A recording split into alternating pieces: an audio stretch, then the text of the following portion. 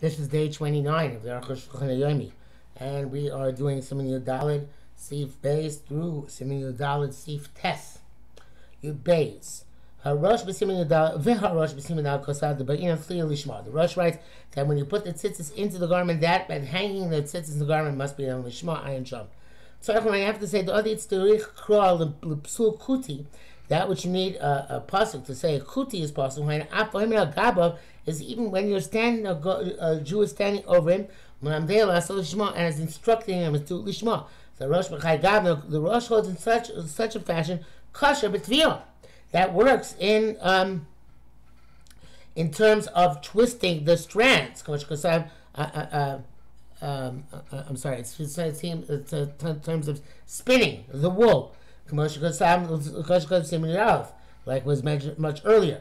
The Talmud Rosh Nira, it seems the Rosh is really the Rosh is that which we expound. The Gedilim Tasel Lishma, for you, Lishma, Al-Kol Seals Kaitran, all the makings, all the stages of making the tzitzis. Ben Atviya, Ben Atliya, whether it is on spinning or on hanging. And the Pasuk says the Bnei Yisrael should make tzitzis on the corners of the garments. Asi comes to say that a kuti is not good no matter what, even if you're standing over him. And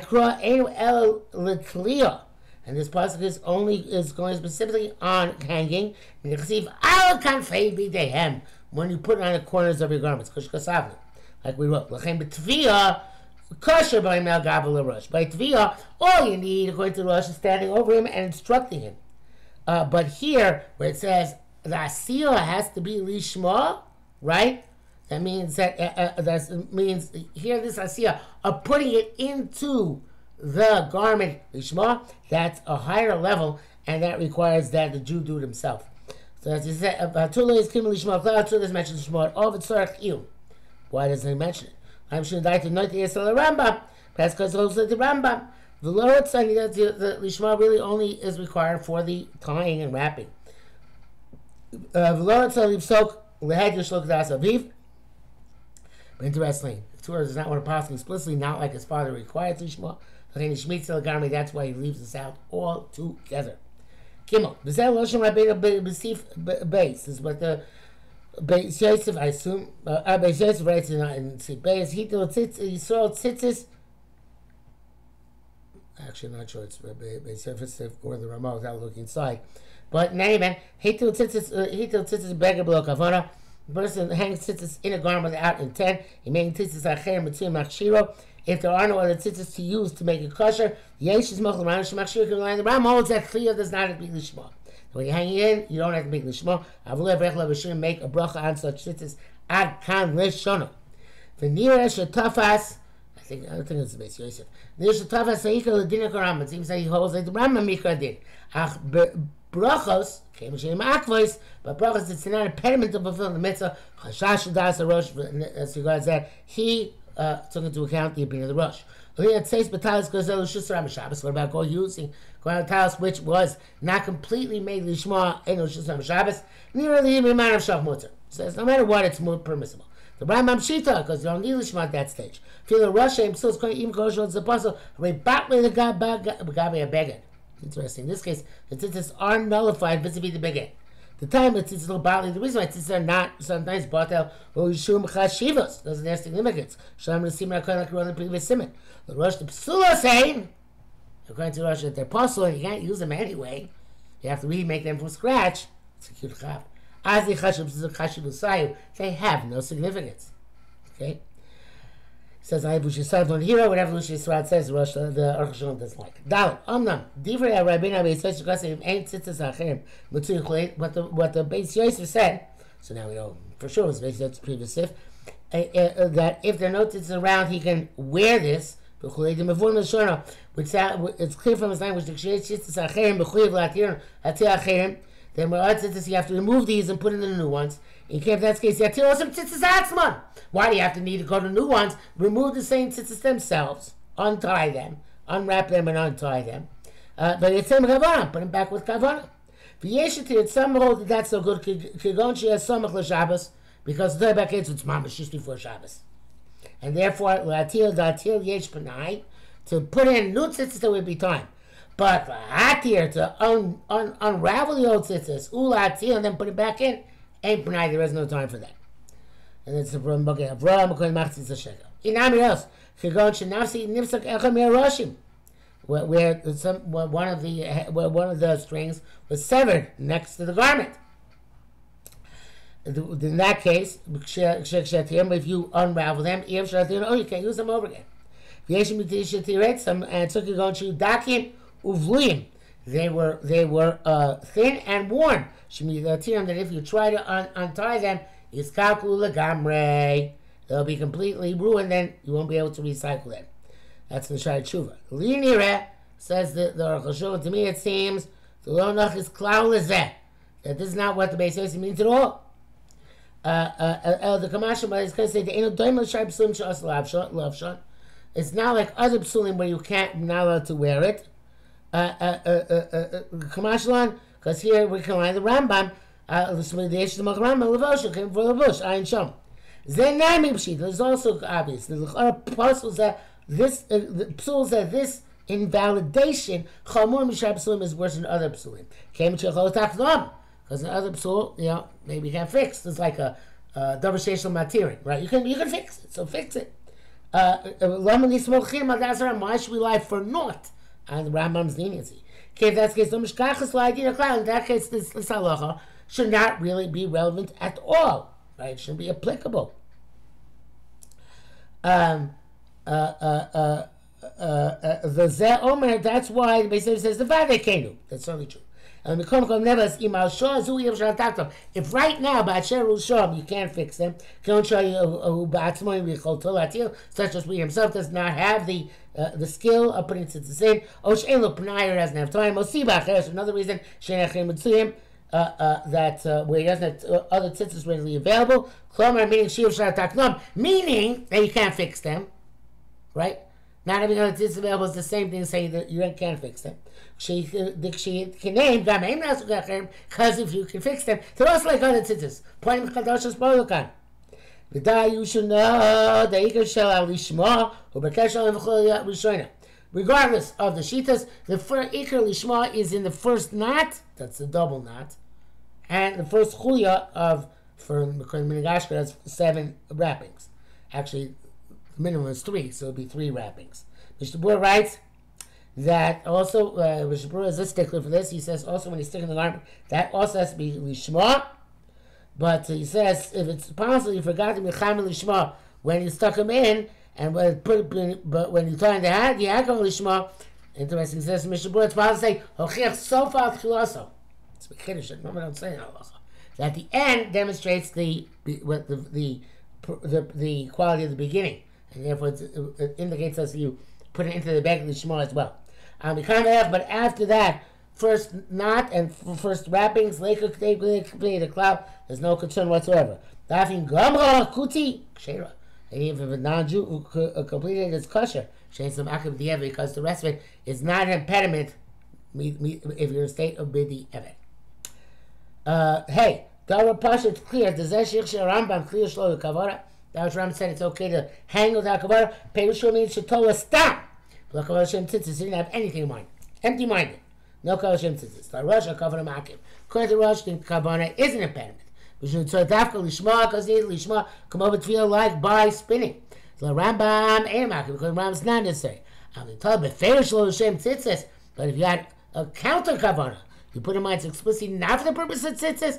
Gam la Rambam apostle. According to Rambam, it's also apostle. Shrei akra mean tzitzis because you uprooted them from being tzitzis. And because of echem yagdolim, this is also he quotes this from the Mishkas Yankov, I believe was the Rav in Nevarek, either immediately before or one before the Arukh HaShulchan.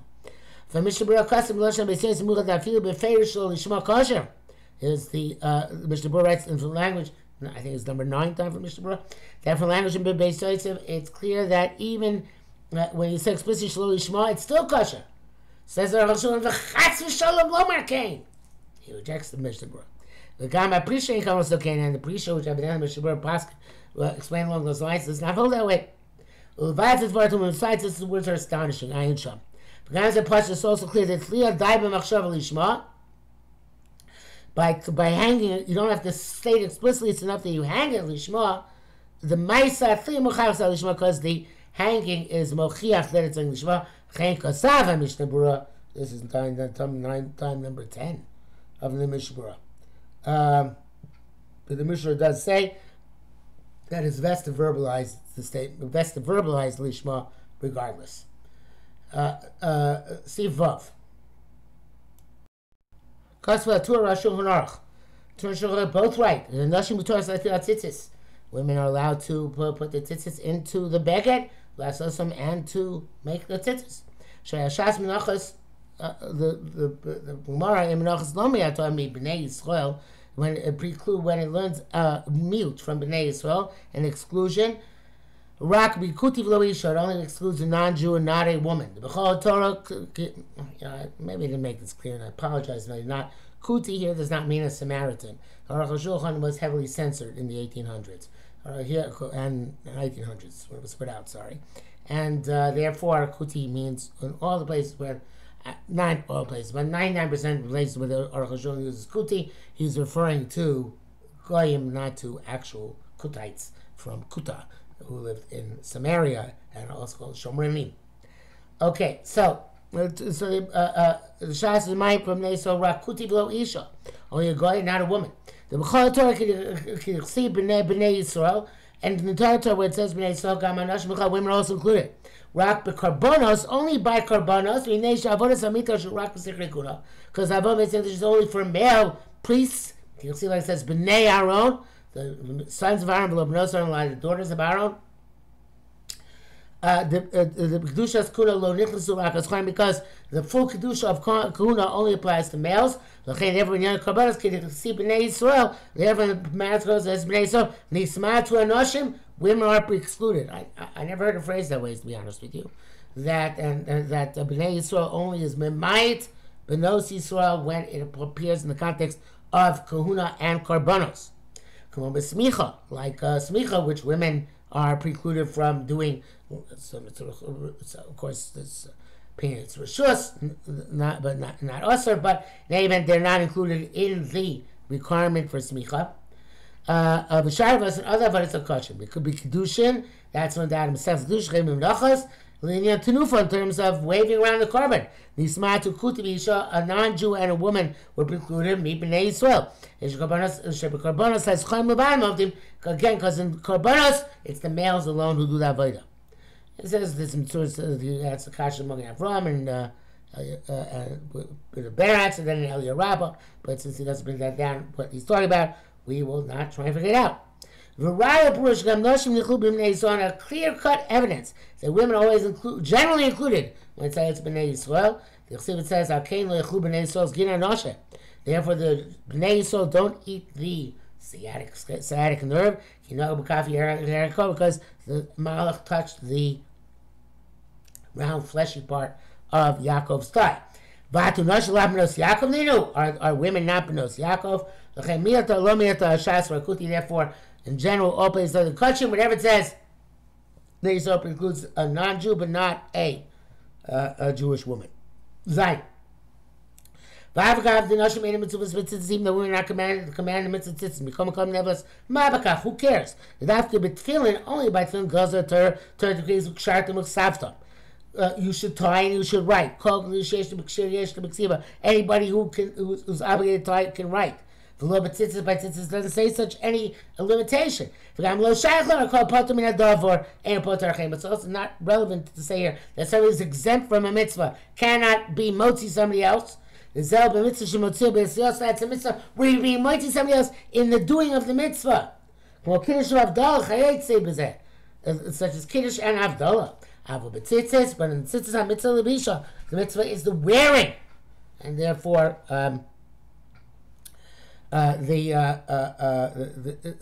you're not really pottering. The woman's not pottering the man's pottering himself when he puts it on later on. The Ark who took into account these possible reasons to forbid women making tzitzis, The apostle Isha Matil Tzitzis B'Taos, and they forbade women to put tzitzis in the house.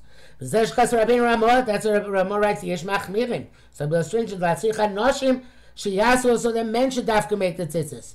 The Tov Lasos Kin Chatchila, and this is preferred Lechatchila. Mishnah Berurah writes that the Ramah's reason is because it says Bnei Yisrael, not because of the reason that he who is not required to he or she is not required to wear them is not able to make them. Now, Kamina, it says it would be for Lulav and Sukkah, okay, where Lulav and Sukkah, where it's, I don't think it says Bnei Yisrael. Okay, back to Arukh HaShulchan.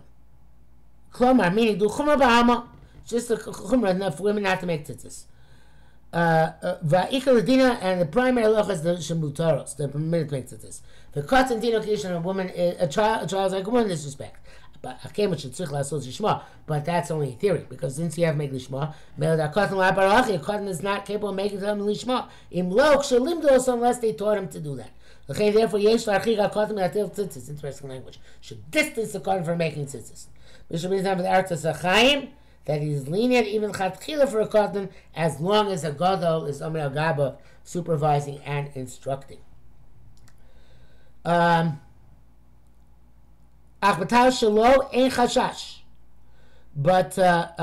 in his own talus, it's the katan's talus, is no problem. But deaf mute and a person who's not fully sane may not make tzitzis. The Miralacha writes that if you're in a pinch and there's no choice, you can nobody else around to make it, you can lie in Amin al-Gabov even by a cheresh and a and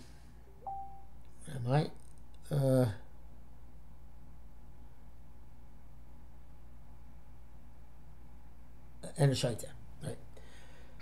But normally it says you can't make a shame b'hem das. They don't have no das. Lasos mishnah take lishma. V'suma v'adai mutar lasos. And a blind person is certainly allowed to make tzitzis. V'dai, you should know it's clear. Sheyicholim la'atil tzitzis b'talos ben b'yom ben b'layla. You can make tzitzis both in day and at night. There's no reason specifically to have to make it during the day. V'av shebelayla in his man tzitzis, even though nighttime is nighttime. Tzitzis mikom kol nevas ein siyoson. Has nothing to do whether you can make the tzitzis at night or not. And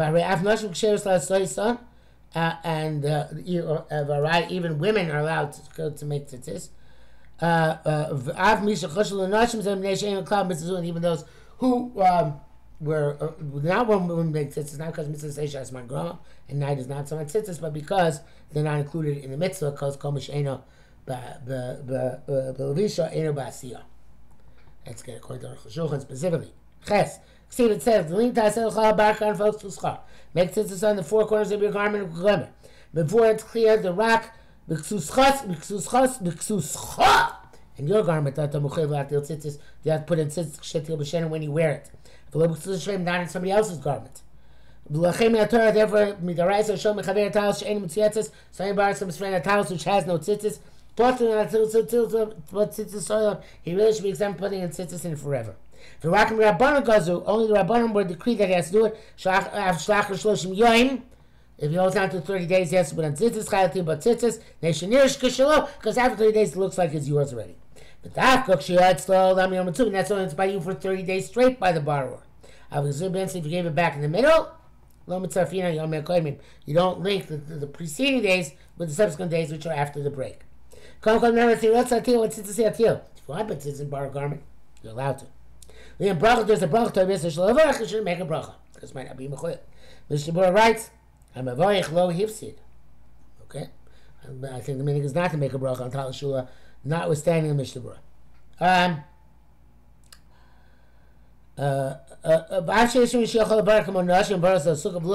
And even some people say can make a bracha, just like we make a bracha on Sukkah Lulav Avshei Pturos, even though they're exempt from the mitzvah. Nevertheless, customer Hashem, she has to tell Shalavarach, it's better not to make a bracha.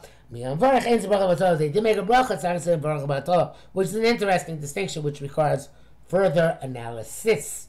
It doesn't mean that I'm going to get wrong, Machti, it's a shekel. Test. It seems to be the Zerak was Machach, making one of 20 times to the Gemara. where they wore garments for corners the entire day. That's what stands sounds when source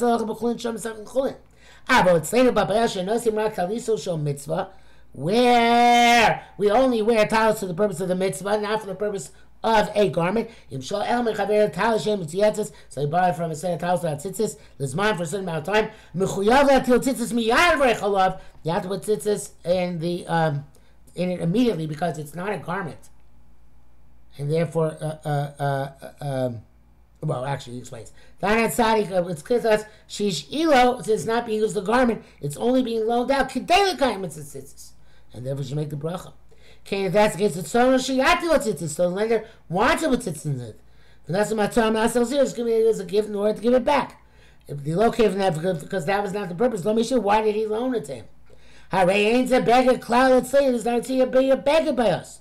We should deny the with talis. Maybe say it's because people are embarrassed to work without a talis. He shield. That's why I loaned him the talis. For loyal time, it's a tzitzis, not for limits of tzitzis. Halo yodua is it not known? Should say yosef another shame, but talis lo tzitzis. Perhaps it's more of a demeaning thing to sit in a talis without tzitzis. For lab kuyamadina gemiri, because not everybody knows that halacha the b'shal button that a person borrows tzitzis is exempt. Uvad yeshilan kedei uvad yeshilan kedei kaim a mitzvah. Rather, must loan in order for a person to fill the mitzvah. Okay, therefore, dino kechutin shulim is like borrowed strings. She's borrowed sif chaf hey ayin sham. The guy metalis kotan kedu is also true about the talis kotan. She ain't on nosim misorah kedei kaim tzitzis. You only carry in order to fulfill the mitzvah tzitzis. V'achronim lo dibru zem uma. Says Arukh HaShulchan brackets. The Achronim did not speak about this. And he was daiti borok k'mosh kosati, but in my mind it's clear as I wrote that it was mashal at him in order to mekayim the mitzvah of tzitzis, and therefore you can't put in the tzitzis.